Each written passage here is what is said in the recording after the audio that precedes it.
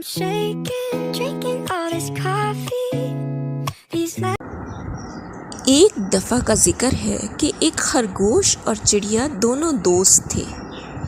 وہ ایک جنگل میں رہتے تھے اور اکٹھے کھیلا کرتے تھے۔ ایک دن خرگوش بہت اداس تھا۔ اس نے اپنا گھر آگ میں کھو دیا تھا۔ اسے سمجھ نہیں آ رہی تھی کہ وہ کیا کرے۔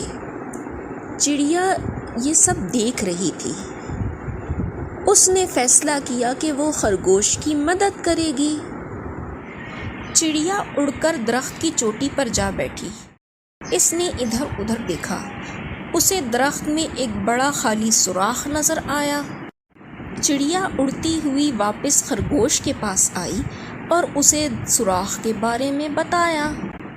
خرگوش سن کر بہت خوش ہوا اور دونوں اس خالی سوراخ میں رہنے لگے۔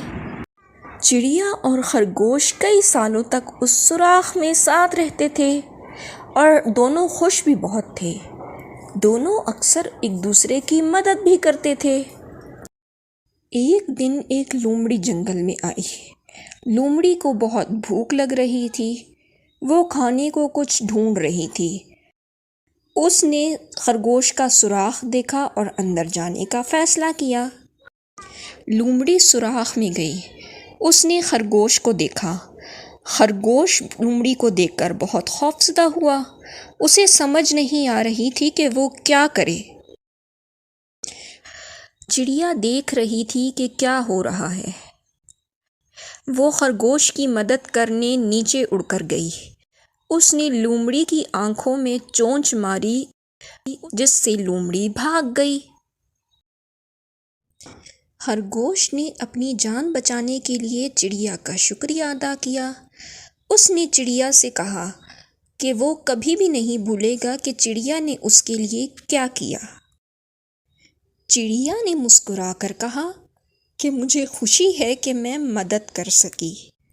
پیارے بچوں، چڑیا اور خرگوش مزید کئی سالوں تک اس سوراخ میں رہتے رہے۔